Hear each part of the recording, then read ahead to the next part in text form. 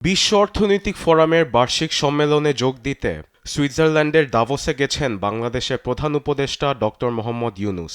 4 দিনের সরকারি সফরের প্রথম দিনে বিশ্বের নানান প্রান্তের নেতাদের সঙ্গে সাইডলাইন বৈঠক করেন প্রধান উপদেষ্টা।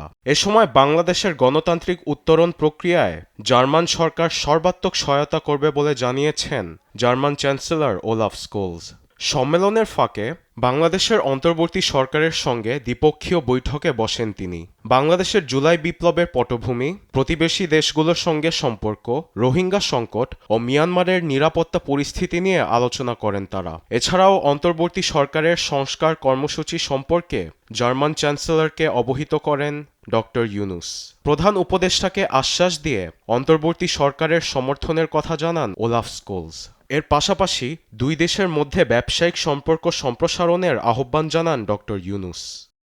সম্মেলনের ফাঁকে জাতিসংঘের শরণার্থী বিষয়ক হাই কমিশনার ফিলিপ্পো গ্রান্ডির সঙ্গে বৈঠকে বসেন ডক্টর মোহাম্মদ ইউনূস। রোহিঙ্গা সংকট সমাধানে চলতি বছরের শেষে সংকট থেকে উত্তরণের জন্য গ্রান্ডির সমর্থন চেয়েছেন প্রধান উপদেষ্টা। এ বিষয়ে বাংলাদেশকে সহযোগিতা করতে প্রস্তুত বলে জানিয়েছেন সংস্থাটির শরণার্থী বিষয়ক এ হাই কমিশনার। সম্প্রতি রোহিঙ্গাদের আশ্রয়স্থল নির্মাণে উন্নত উপকরণ ব্যবহার করার অনুমতি দেওয়ার জন্য গ্রান্ডি প্রধান উপদেষ্টাকে ধন্যবাদ জানান।